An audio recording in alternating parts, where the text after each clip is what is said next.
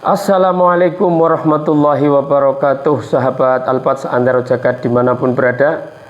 Bismillah, alhamdulillah, Allahumma sholli ala Sayyidina Muhammad wa ala ali Sayyidina Muhammad. Mari sapa kembali yuk. Coba kita kali ini dengan berita politik ya. Bagaimana kita ketahui bersama bahwa ada gempa setempat ya di partai yang berlambangkan pohon beringin. Partai yang berlambang pohon beringin ini tentunya kita sudah tahu semua bahwa ini adalah partai besar dan kemarin-kemarin sedang on fire bagaimana Erlangga Hartarto yang sedang memimpin dengan PD-nya tiba-tiba mengundurkan diri. Dan banyak spekulasi di masyarakat, di media massa, di media online bahwasanya ada spekulasi yang menyebutkan bahwa ini akan dikendarai oleh Jokowi atau Gibran. Tentunya ini adalah sebuah fenomena yang luar biasa.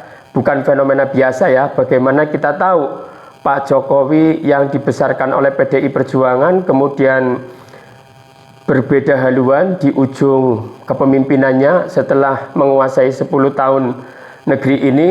Ternyata Pak Jokowi jika nanti tidak menjadi pemimpin partai atau tidak menguasai partai politik apapun termasuk entah itu Golkar, maka Pak Jokowi tidak akan mempunyai partai berikutnya dan ini sangat rawan untuk kehidupan berpolitiknya karena bagaimanapun pro kontra pengikut kemudian mohon maaf haters itu tetap ada, maka Pak Jokowi butuh safety. Maka di sini banyak spekulasi yang mengatakan bahwa Golkar akan dikendarai oleh keluarga Jokowi, entah itu Gibran, entah itu Pak Jokowi. Itu spekulasi ya, bisa jadi bisa tidak.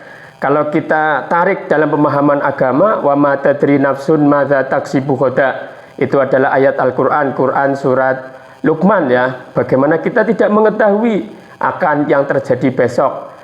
Besok akan terjadi apa kita tidak tahu. Kemudian jika kita melihat kitab Hikam Ibnu Athaillah As-Sakandari, sawabikul himam la tahriku aswarul aqdar, apapun itu cita-cita manusia, apapun itu ide manusia, belum tentu atau tidak bisa menembus dinding takdir.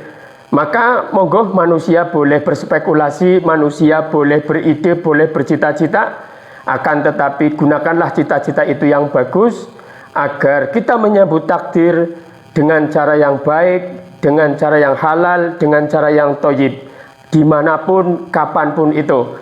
Kita terkaget-kaget dengan mundurnya Pak Erlangga Hartarto. Ya, apakah Pak Erlangga didesak untuk mundur atau mundur dengan ikhlas? Walaupun di media massa mengatakan bahwa beliau sudah memohon petunjuk kepada Allah Subhanahu wa taala, Tuhan yang Maha Kuasa. Apakah itu lip service ataukah itu tulus? Wallahu a'lam bishawab, yang mengetahui hanya Allah Subhanahu wa taala dan Pak Erlangga Hartarto sendiri. Jika ia memang nanti Partai Golkar dikuasai oleh keluarga Jokowi, maka kita akan tahu begitu hebatnya Pak Jokowi di negeri ini. Mohon maaf, beliau berangkat bukan dari orang hebat, tapi bisa menguasai segala macam lini di negeri ini. Semoga bermanfaat. Sampai jumpa. Assalamualaikum warahmatullahi wabarakatuh. Assalamualaikum warahmatullahi wabarakatuh. Selamat pagi para kader Partai Golkar yang saya cintai. Saya Erlangga Hartarto. Setelah mempertimbangkan dan untuk menjaga keutuhan Partai Golkar dalam rangka memastikan stabilitas transisi pemerintahan yang akan terjadi dalam waktu dekat, maka dengan mengucapkan Bismillahirrahmanirrahim serta atas petunjuk Tuhan yang Maha Besar, maka dengan ini saya menyatakan pengunduran diri sebagai Ketua Umum DPP Partai Golkar. Pengunduran diri ini terhitung sejak semalam, yaitu Sabtu 10 Agustus 2024. Selanjutnya sebagai partai besar yang matang dan dewasa, DPP Partai Golkar akan segera menyiapkan mekanisme organisasi sesuai dengan ketentuan ADART organisasi yang berlaku. Setelah PSI, berikutnya Golkar yang dibajak dinasti Jokowi. Hah? Gibran jadi ketum Golkar? Pak, gimana itu? Yaitu kita dengar kemarin ketum Golkar yang lagi hot-hotnya dapat panggung yang luar biasa, Menteri Ekonomi Airlangga Hartarto mengumumkan pengunduran diri. Ada apa ini? Dan selang beberapa jam barangkali setelah ketum Airlangga mengundurkan diri dari Golkar, muncul flyer-flyer di berbagai media sosial. Tulisannya deklarasi Gibran Rakabuming Raka calon for ketum Golkar 2024-2029. Bohong apa beneran? Wallahu alam. Tapi mereka kan biasalah tes water.